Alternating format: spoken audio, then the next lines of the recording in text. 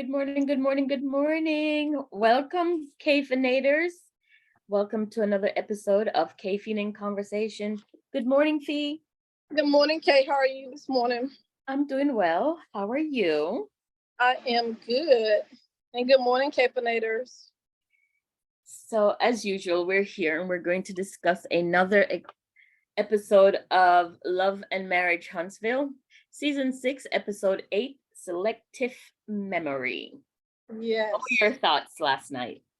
Well, before I give my thoughts, I want to say to the KayFeNators, I pray that you all have a blessed and a safe Memorial Day weekend. I know a lot of people are traveling. I know a lot of people are cooking. Some people are even doing the fireworks.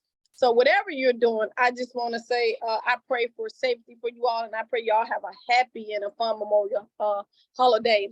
As far as my thoughts, Kay, I want to say, and I know we have to bring the tea for the KayFeNators and for the Love and Marriage Huntsville fans.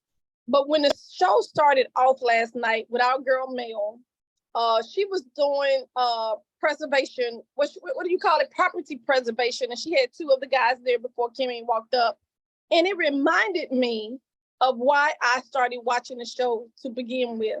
So she was out there and she was telling the guys, hey, like even the water hose could be considered, what did she call it? Debris. And so if somebody's into property preservation, like I wouldn't think a water hose is considered debris. And if I was trying to preserve a property, I mean, like these individuals in this cast are so knowledgeable when it comes to making their coins, real estate, property preservation, commercial real estate, whatever you want to call it. They're so knowledgeable. And so when this show started off, I'm like, this is why everybody tuned in, because you had six individuals, three Black couples that were down in Huntsville, which is a very small community, by the way, very small, very quiet. I would actually like to retire there. When I go visit my boys, I love it. It's small, not a lot of crime. Huntsville puts out the most PhDs from Oakwood College. A lot of people don't know that. And so again, the show reminded me of why I watched it. I love to see Mel in her element. I love to see that she was trying to educate those two young brothers on property preservation. And again, it reminded me of why I watched it. They have so much knowledge that they can share. And this show could be, it don't have to be, I know Carlos King specialized in drama, but when you look at shows like HTV and shows like that, who like Fix My Home and all of that, those shows get very high ranking. So that goes to show you it don't always have to be mess. It don't always have to be drama in order to get the ratings of Carlos King. Take a note from HGTV, okay? And make Love and Marriage Huntsville what it's supposed to be. Right. So, of course, that's probably the only thing that I have comments about from last night's episode. And it made me just realize the reasons why I like Melody. And it really solidified why I believe everybody is so upset. She was there mentoring two young men who look like they want to get into the property game, and she is just saying, these are, yes, you purchased the property, but these two you can make money from, which is collecting the debris, $25 to $50 per pound, or however much they will pick up that rubbish and then charge the person who actually owns the property. And maybe Carlos King is hearing what people are saying. Let's get back to what the show was originally about, which was progressive leaders in their community. And did you see her shirt? Masterclass with Melody. I'm like, that's why they upset with my girl, because she knows how to make a dollar and she knows about her business. Here it is. The ex-husband, maybe if he had put that much energy into passing his test, he could have been there with his wife. And I bet you it goes so much deeper than she wasn't. It can't be because she wasn't cooking. If she wasn't cooking, you could have gone and got someone to come in the house and cook. But Melody is such an alpha presence. And he was probably just feeling inadequate. Like, most men will. They like a strong woman, but when that woman is working and being her best, then they feel some kind of way. And the only way to exert or show that they're man or manly is then to go cheat instead of, well, hey, my lady, praise be my lady, or maybe step up their own game. But last night, I enjoyed that part of the show. I really did. I'm like, this is why, like you said, why we initially tuned in, to see what these young couples, these young people were doing in their community. And I'm not quite sure when it took that left down the hill, and it's been going downhill for quite some time. It But has been. it was great to see that part of the show last night for sure. Yeah. Mel was most definitely in her element. Personally, I don't think people are mad at her anymore probably because of her, because of the show. They're all doing their thing now. I think the Scotts even more so, especially with Tisha and Marcel. They have a lot going on with the Black. Because when I tell you, you can't go to Huntsville and there's not a line around the corner with Black. I mean, they're doing their thing with the wine. And a lot of people don't know this. Martel wine is doing very good as well as is why he ended up on Upscale magazine. So I think the show, Stormie, I'm sure her products are doing better. KeKe getting a little paycheck now. So I think they're all on the come up from the original 3 cast members. But again, I think it could be so much better. One of the things that rung out to me last night in the show, and one of the things I want to tell our KayFeNators,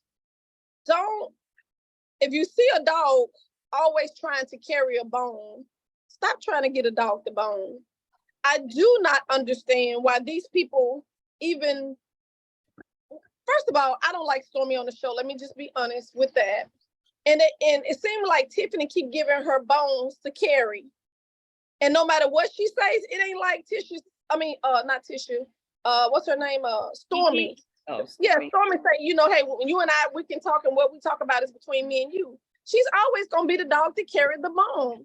And it's like she lived for the drama. She lived for carrying the mess to start some more mess. Tiffany, I don't know if she have just lost every little bit of sense she got. I never liked Tiffany the Willows on the show. But I want to stay with Stormie for a second. And I want to say to our KayFeNators, because we don't just get on to talk about the show, we get on to talk about how can you apply it. If somebody's having a conversation with you, don't be the mess starter. Don't be the fire starter. Don't be the dog to carry the bone. If somebody's talking to you, keep that information confidential, especially if you know that it's going to create more drama between grown people. I truly believe that grown people, if you have an issue with another grown person, then it's up to you to go to that other person and have a conversation. It's not for the dog to carry the bone. And Stormie, if you're listening to this show, that's exactly what you are. You need to sit down, shut up, and worry about trying to get some more employees for your store. How about that? How about that same energy that you are using to carry the bone that you work on, and see why your employees at your store is not happening, and why y'all are 2,000 units behind and putting out orders? How about spending your energy on that? Because it's ridiculous, the things that you are doing and the mess that you're creating between these women in the show. And then you put that little smirky grin on your face. Every time she put that little smirky grin, it makes my blood boil. And I'm going to talk about Tiffany next, but I'm going to give you a chance to come in on what you thought about Stormie or her bone carrying self. I didn't really have an opinion on that last night. It just seemed like they're dragging out their episode. They talked about when they were at the tea, and she didn't have anything to say, and she left it at that. Her mom said it for both of them. And I think her and Tish, they used their mother, even though Wanda hasn't been on the show this season, and I'm glad somebody paid attention to that, because she doesn't need to be on the show. We're taping on Wisdom. I apologize, everyone. We're taping on Wisdom, and we got kicked off. Actually, my second phone died, but we're back on. I don't know. I really didn't care for that conversation, because I can't imagine people who are supposed to be this upper echelon of people with businesses and things to do are sitting, eating, and talking about people, which is crazy to me. Exactly. So, these are women with businesses and lives and children, and you 2,000 units. And I don't know. You keep telling me Stormie has money, but the way she was eating, because whenever they go out to eat and it's being filmed, then the production company will pick up that bill. But the way she was chomping last night, I'm like, girl, are you eating at home? Are you okay? I was like, this is. I mean, she wouldn't even take a breath. It was like, oh my goodness. So, but from 2 episodes ago, you can see that her business needs some work. She needs more leadership skills, because she don't even know how to have a proper management or proper meeting with her team. So she don't know how to have a about meeting. It though. She's honest about that. But you can't want to grow your business, whether it's family, friend, or foe, that's working for you.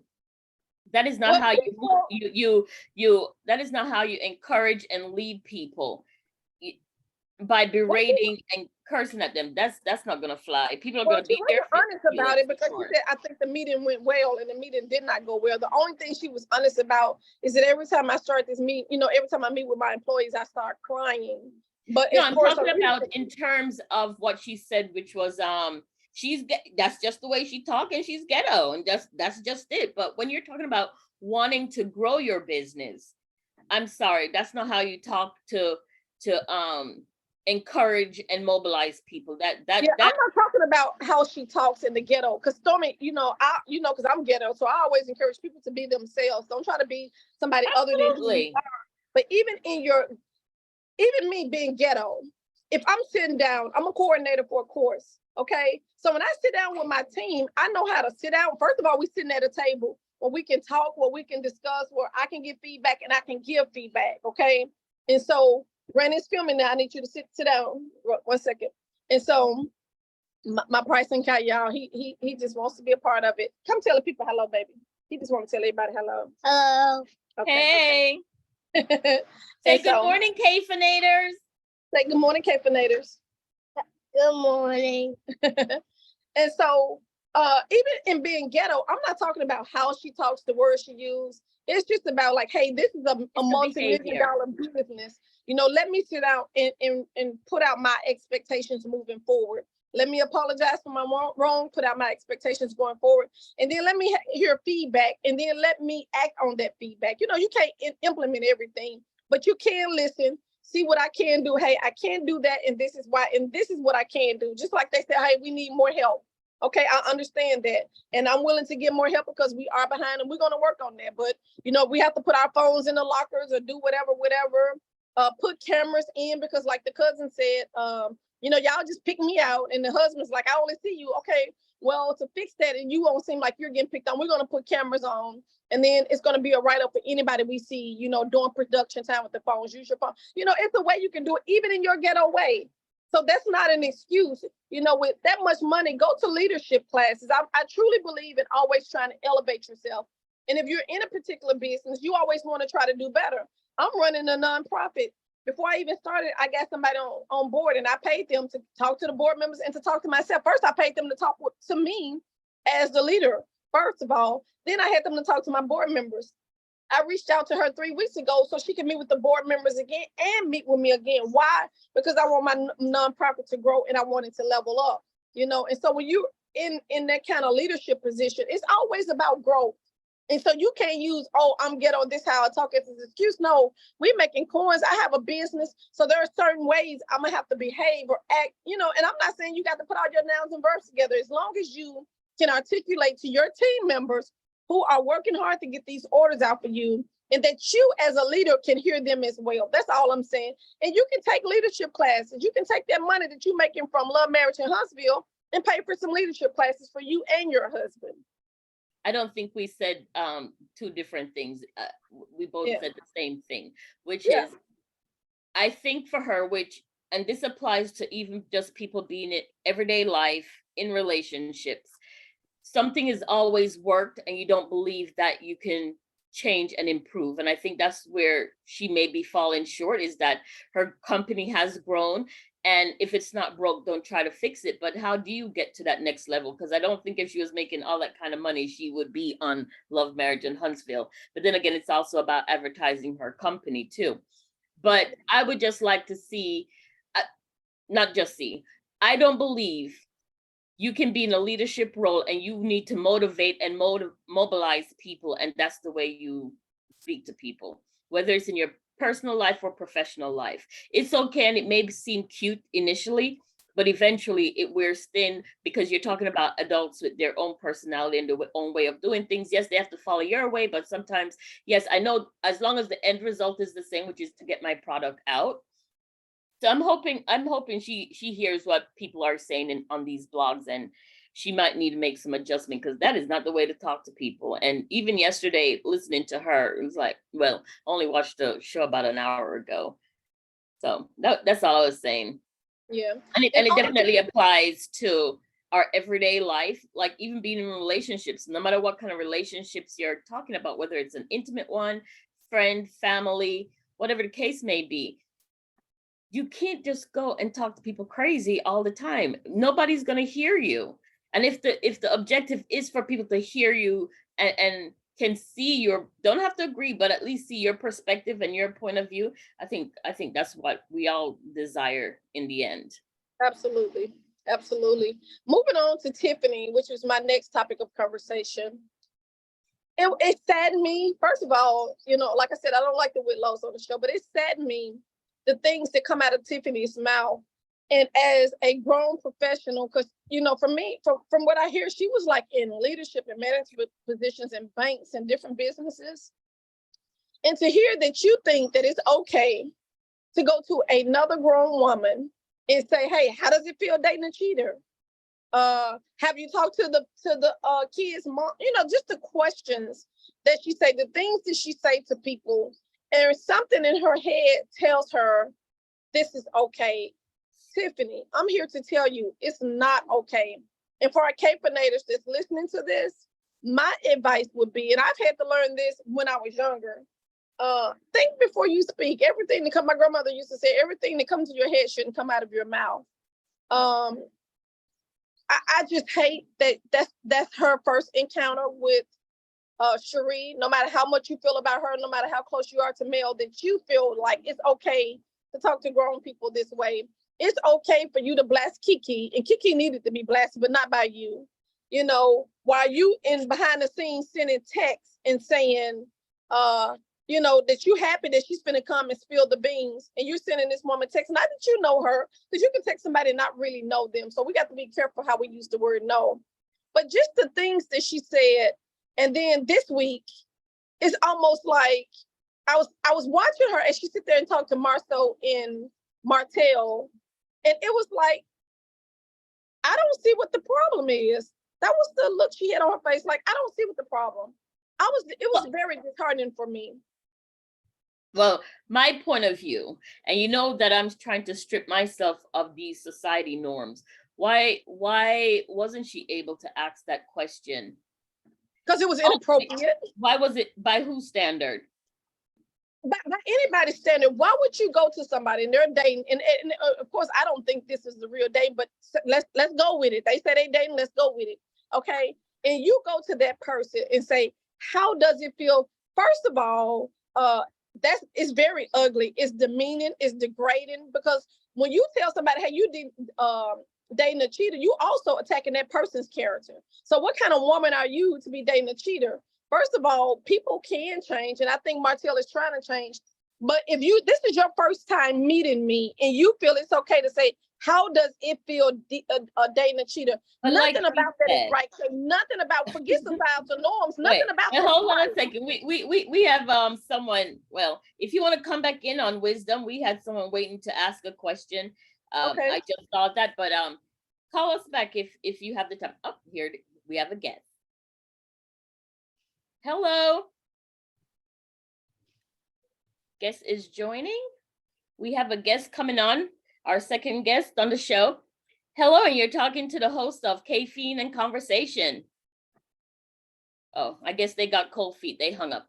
In any case, like she said, if Sheree didn't want to answer the question, all she had to say was, that's none of your business, and that be done with it.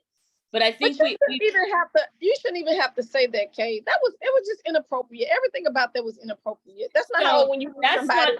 That's inappropriate. But what's not appropriate is to go behind her back and say all these things. She felt it was appropriate. We were having a conversation. So, like I said, if she didn't want to answer it, and I don't think she did. She did not. And she handled herself well. And kudos to you, Sheree, if you listen. And kudos how you handled her. Because if it was me, that would have went down a totally different way. Because it was inappropriate. It wasn't nice. It gave mean girl vibes. And that's just not how you talk to an adult woman. Especially your first encounter. Now, I can see if y'all get to know each other and y'all start building a relationship and you be like, hey girl, you know what? Something that just crossed my mind is, what made you get into, I wouldn't even say a cheat. What made you get into a relationship with Martel, knowing his past history or what, but on your very first encounter and something in your mind say, this is okay, then that shows there's something wrong with you. And it has nothing to do with societal norms. It just have to do with, as Mel would put it, proper etiquette and how you address people. It's not, it wasn't nice. I have a different perspective. Why don't you I mean, I personally meet the baby mama. The baby mama don't even deal with the baby daddy. Why would she deal with the baby daddy? I personally wouldn't have asked that question, but other people would. But they probably did, you know. I think when you're being open and honest and just being yourself, instead of hold up in the closet with your girlfriends, talk like, girl, how's she dating him, knowing what was in the blogs about him. You know, she went straight to her. I'm like, you know, maybe she could have framed it better, but she framed it the best way that Tiffany could. Because I'm like, how do you cope with, you know, all the things that are being said, you know, about him being serial cheater and dating you and dating everybody else in Atlanta and Huntsville? But she did the best she could. And I think she asked a question that a lot of people wanted to know. How you doing it, girl? Like, really? You know, how's your mental state? That's not a first time I meet you type conversation. I don't, but I respect your opinion, and I'm gonna digress on that. Would it be a second type or a third or a fourth? Because now you're getting to know this person and you like them, so now you don't say, you just still like, I really like her, but boy, I don't know how she dating Martel. So and then that's what you can say. You know, this is like my 4th time meeting you. You seem like a strong individual. I'm just curious, you know, how do you date somebody with whatever type past? Trust me, Tiffany have been in big rooms according to Mel, so she knows how to conduct herself. I don't think it's a matter. I think again, it's that mean girl and it's that messiness, and I just don't like it. I never have. Oh no. Like KayFeNators, let us know, because I don't think it was mean girl. And y'all just, and I hope everyone is able to be honest about if they would have asked that question, because I know a lot of people probably were thinking it, they just wouldn't have said it. And she said it. Yes. And I don't think we can. Let us know y'all thought, KayFeNators, because I would love to know the thought. Is this the first time conversation, or is this something when you get to know somebody and then you say, hey girl, I like you, I've known you 4 or 5 times, you know, how do you date this? But with that being said, even Marceau, and Marceau can say some crazy stuff. Even those words through him, he's like, you actually said that?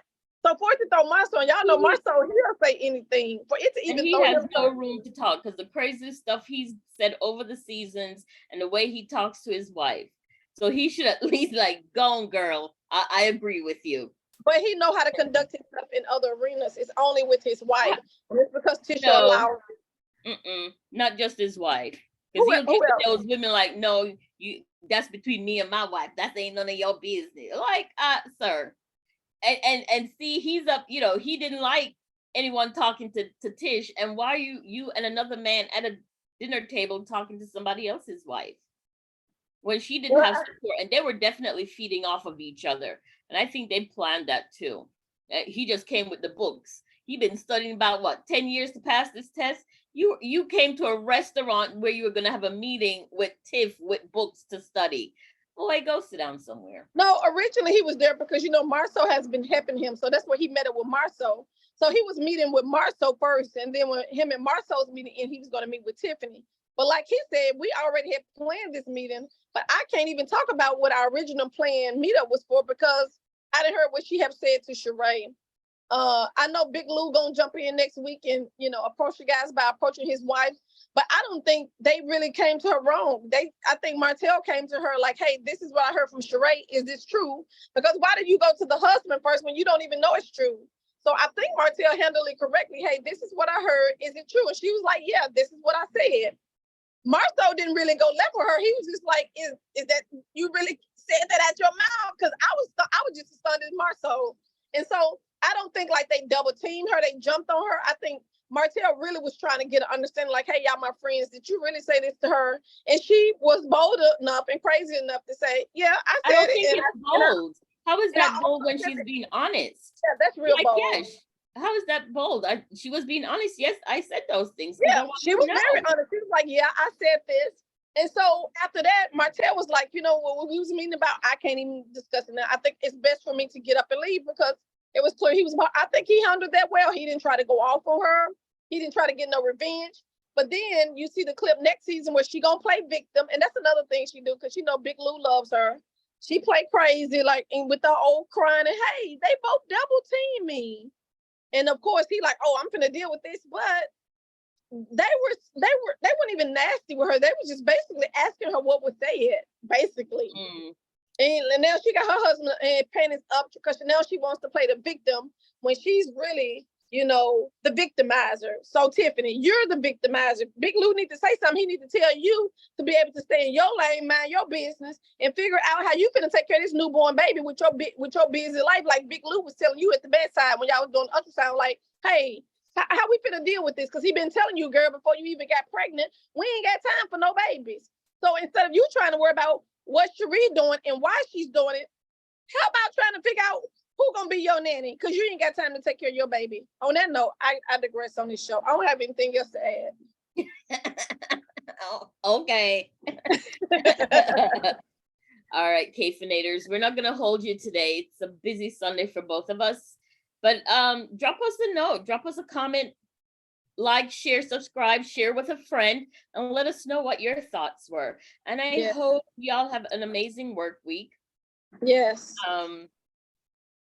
Don't be that messy friend in life. Don't be that bone carrier. But I also believe in, you know, no question should be off. That's how we got here as a society, people being afraid to speak up and speak out. And then we only speak up and speak out when we're angry. And I don't think that should be, that's not how we're supposed to be living life. So kudos to Tiff. I'm here as a supporter, Tiffany Whitlow. I'm not. I don't think you did anything wrong because you asked the question that us people out here in the real world want to know. How you dealing with all these comments and noise in the background of Martel and his lack of being able to express himself and be honest? Well, Sheree answered that very well, might I add. She said it ain't got nothing to do with his past. I can only go with what he present to me and who he showed himself to be to me. And to me, he's a gentleman. He don't seem like he in love with his wife. He's nothing but a gentleman. He's nothing but kind, and that's how I can deal with him. And so kudos, Sheree, how you handled that clown. And on that note, KayFeNators. All right, KayFeNators, I'm Kay. I'm Fee. And you've been listening to KayFe in Conversation. Y'all have a beautiful Sunday.